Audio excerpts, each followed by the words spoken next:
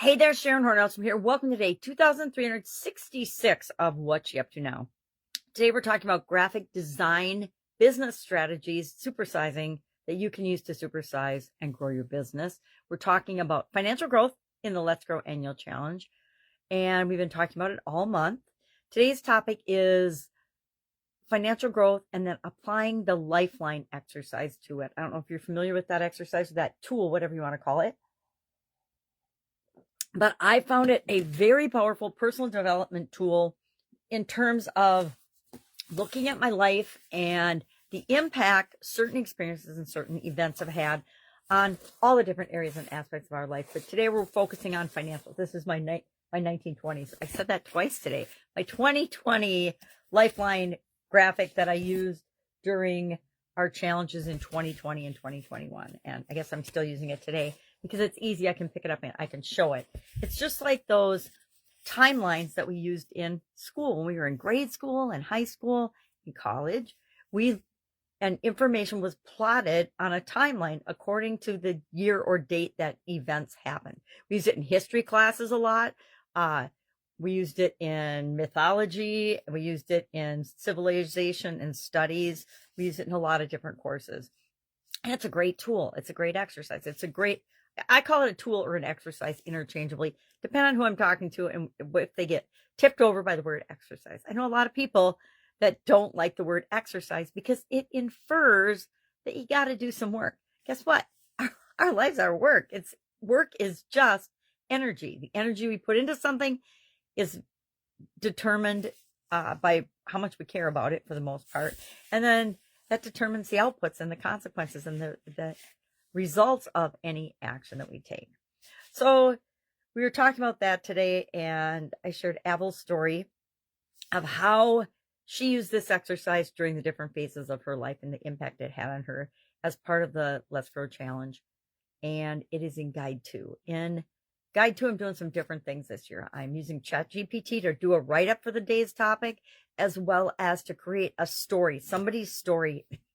I'm finding that the fastest, easiest way for people to get a lesson or learn something or understand a principle or a concept is through case studies, examples, stories, etc. So I decided this year I would let ChatGPT help me create stories, and I have not edited them. If anybody's going to get all bent out of shape, I think I even have somewhere I would say the wrong word and I do it again. I put it all in Guide 2, so you can look at it and read it.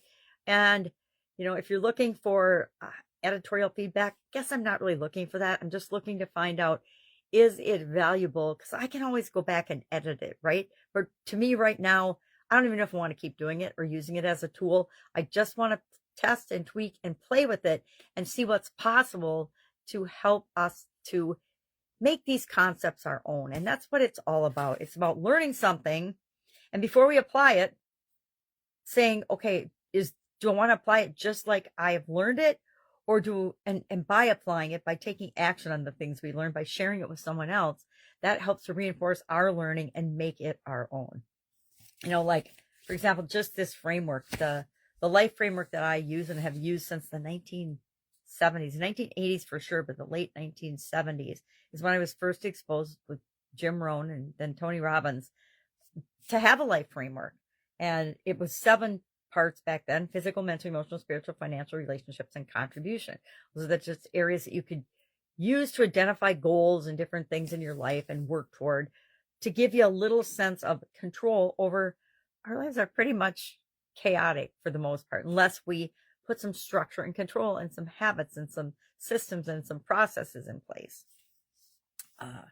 And then in 2020, with the crazy pandemic, I joined coaching program and in core areas and skills. And so I added communication and confidence to the life framework. And now I have a 9-part life framework that I live, that I teach, and that I share.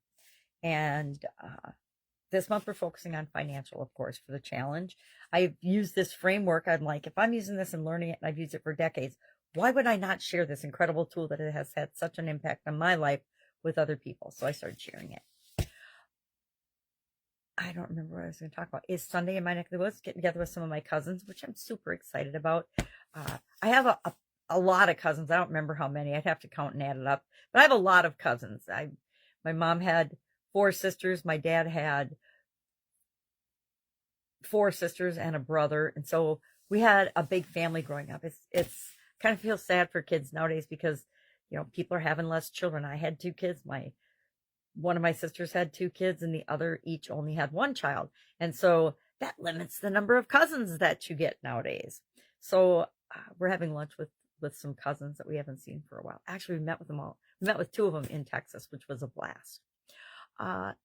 If I can help you in any way, I've added both a comments section to the original videos when I record them in Facebook, as well as a Q&A. You can ask questions just by typing them in the comments section, and they appear in the videos.